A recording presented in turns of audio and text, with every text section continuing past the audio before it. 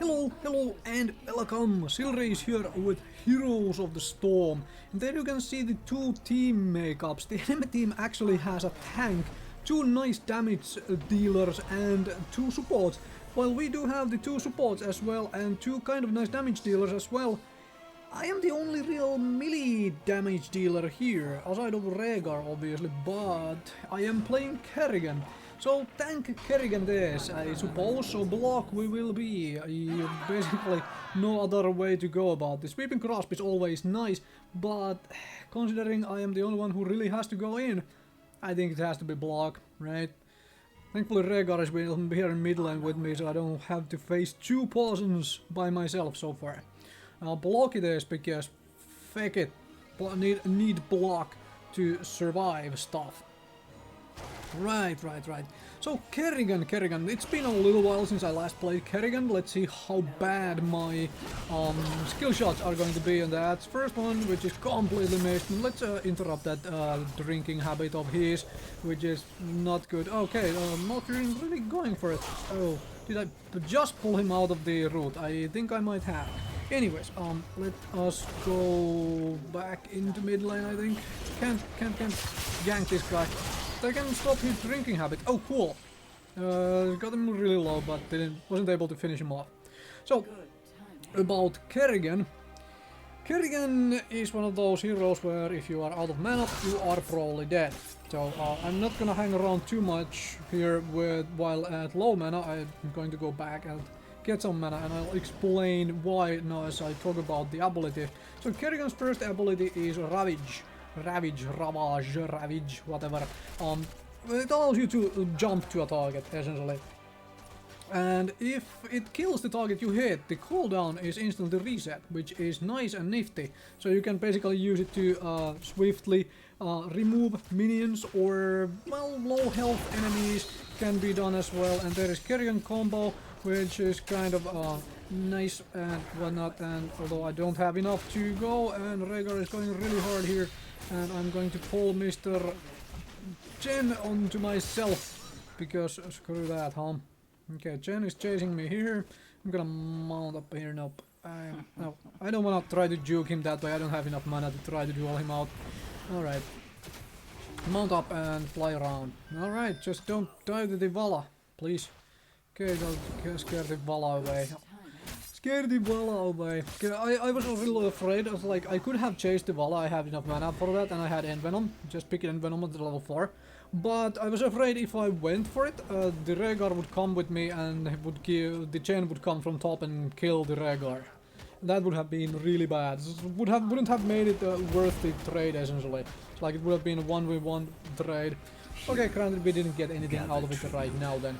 Anyway, second ability of and there we have a second ability in action, except I just barely missed it.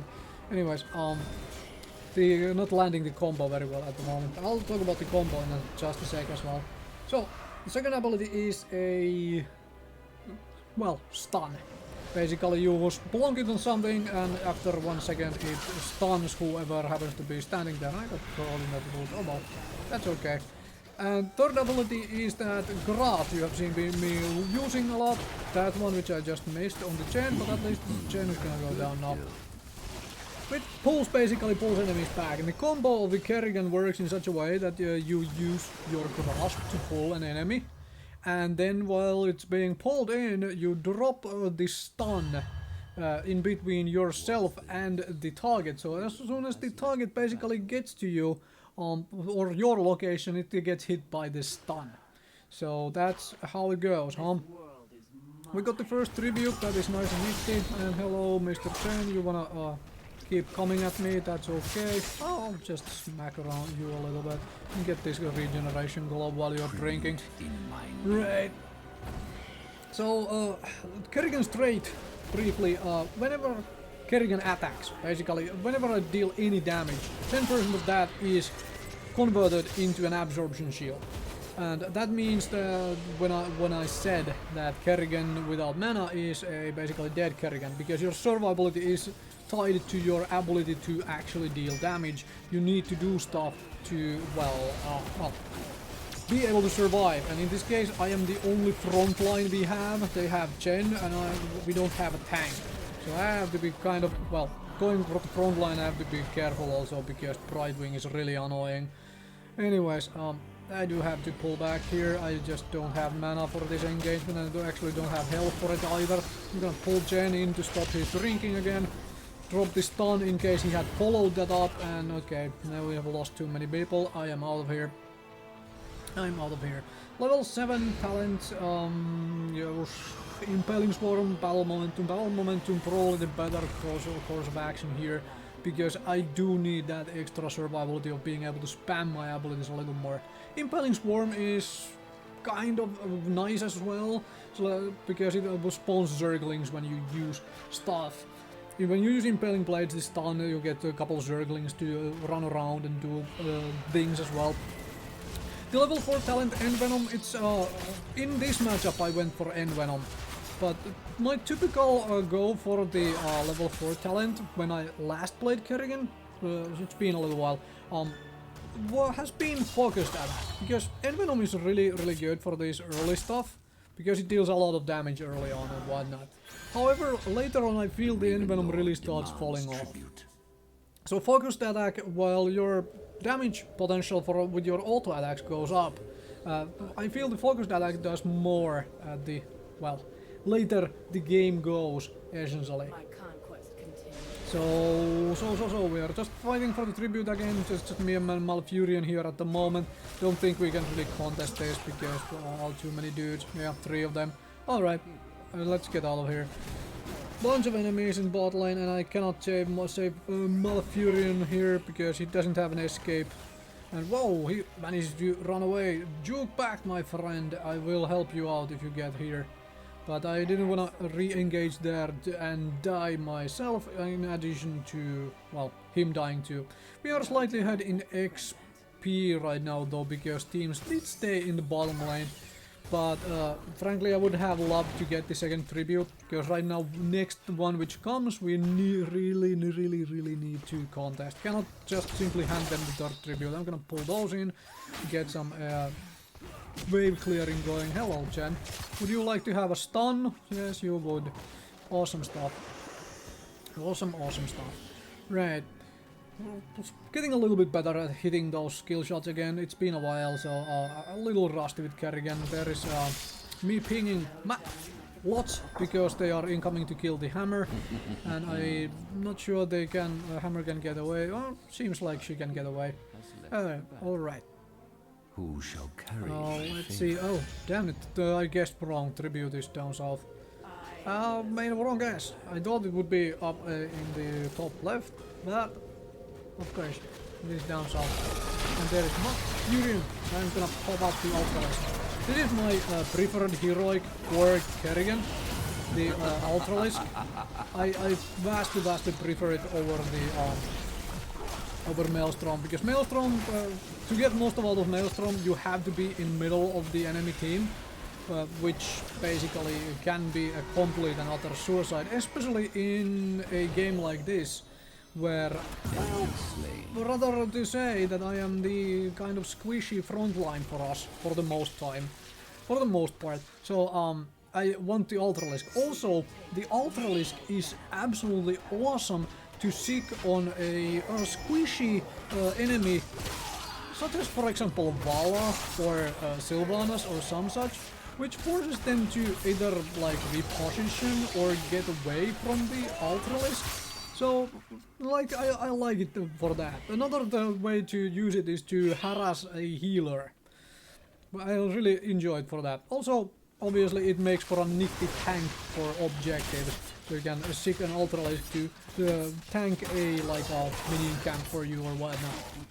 I like the versatility of Ultralisk compared to Maelstrom. That's just my preference. And of course, you can do well with both. If you have double tanks to make frontline for you, and hello, voila, you're kind of coming in here with like, wow, into all of us. It's like, that was an interesting phase check. And where is this Jen going? It's like, wait, Jen is going in the very weird direction. It's like, this is not the direction you want to be going into. Although it does have that very weirdo heroic ability. I thought it would have Wandering Keg, but I guess not. Oh, did I? Yeah, I just burned my Envenom on the wrong target too. I put it on the Chen instead of the, well, proper more squishy target. But we did get the curse while they were mucking around here. I'm waiting for teammates to collapse. Let's take boss during the curse while the enemy is busy like defending. This is one of those things like people make that. Here's me using Ultralisks, by the way, for its proper purpose. Obviously it gets owned pretty quickly, but it does take a little bit of damage. And whoa, it is Rhaegar with Bloodlust.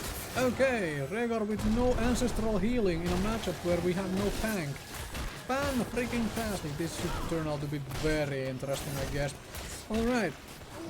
So this is one of those things which people always like make their own decisions over, like, is this a good play or not?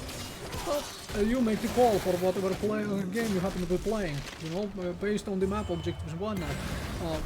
We got their curse, and I need mana. We got the curse, they had to deal with the cursed pushes, so they couldn't really come and contest the boss, so we got essentially a free boss. And now we could try to sneak a second boss while they go and try to deal with that boss. Let's see if that happens, because that would be very, very nice. Because if this is what they do, if the boss is big enough distraction to draw all 5 of them onto that side of the map, then you can come and maybe steal their boss. That would be very nifty. Okay, we'll see multiple of them. Brightwing is down to the south of us. Alright. I think I'm with Rhaegar here and me having new Ultralisks. I'm seriously just gonna go for this. And we do have Sergeant Hammer here, although I'm gonna get hit by the storm. No, I couldn't get out of it in time. So, we do have a Sergeant Hammer here for massive damage, and Ultralisk is doing its business. No, I'm gonna get out of this storm because, god damn it. Well, alright. I'm gonna tank it now for Rhaegar. Alright, so that's the second boss. Fantastic, and that is how you map objective, I guess. Let's push this quickly, and then I probably need to go for one mana, although we do get the Regen Globe out of this. Alright. I guess we can push a little further, or take their Bruiser Camp. Although I don't see any of them on the map. Okay, there we go. See Voila on top. Alright, they're going for the boss. Deal with the boss. Let's take the Bruiser Camp. Thank you, Mr. Rhaegar, for coming to help me out with this thing. So, Bruiser Camp is nice and nifty. As you can see, I'm stacking up those absorption shields kinda well with just auto-attacking now, so I can at least survive some. Though I do have a little bit lower mana, so I'm gonna burn through those, burn through that mana kind of quickly once we get into a proper team fight. I don't think I can catch this. I feel like I can pull him back. Wow. Very, very nice. Got dealt with. Then I'm gonna jump in and I'm gonna put down the freaking Ultralisk. Although the Ultralisk got stuck on the building. It didn't... it just couldn't figure out what to do with all the little dudes. Okay. Chen is going after the tank. I'm gonna come protect you, Mr. Siege Tank. And I'm gonna obviously envenom the Mr. Tank, and no, cannot chase this, I don't have mana. Cannot chase this. Oh, there is a Vala as well. Hello Vala. That was kind of interesting play. Come in that late. Thankfully I had just barely enough mana. Now I don't have though. I gotta go back. Level 16, I think we are picking... Well, I did pick Sprint at level 13 by the way, in case you missed that. Level 16 we're gonna blood for blood. Kerrigan is lacking mobility unless you try and play around with adaptation at level 7 as level 7 talent. Which will change it so that you can use your jump to a friendly target. I have fiddled around with that a little bit, and I kind of like it, in all honesty, because it makes Kerrigan do all sorts of surprising stuff people don't expect. Like someone else chases like Mofo and they don't think you can catch up, because you're like behind the friendly, at the back of the friendly, but you can jump onto the friendly and then land your combo. That is kind of interesting. I need to play around with it more. But I haven't played around with it enough, and I really thought the Sylvanas would just start running away.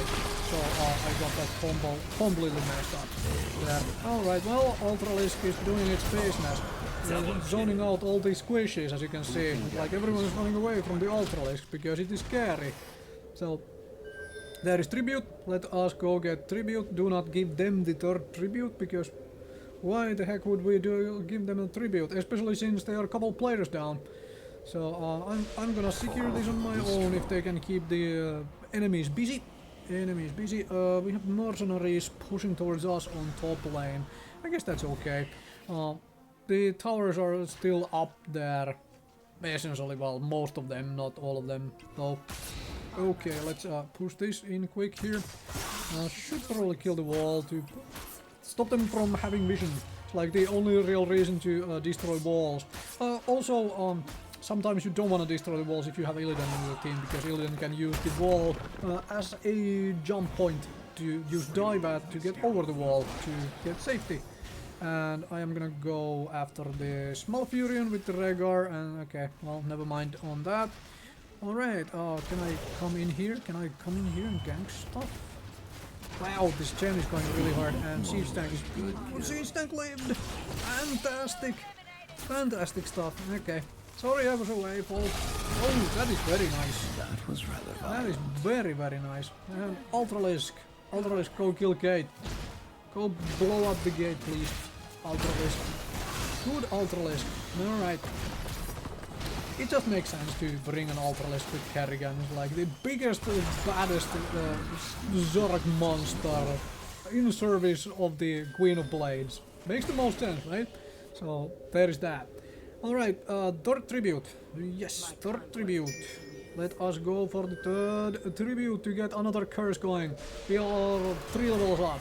Well, almost 2, because soon they will get to. And she will run away from the stun, but she will be dead to the blood for blood.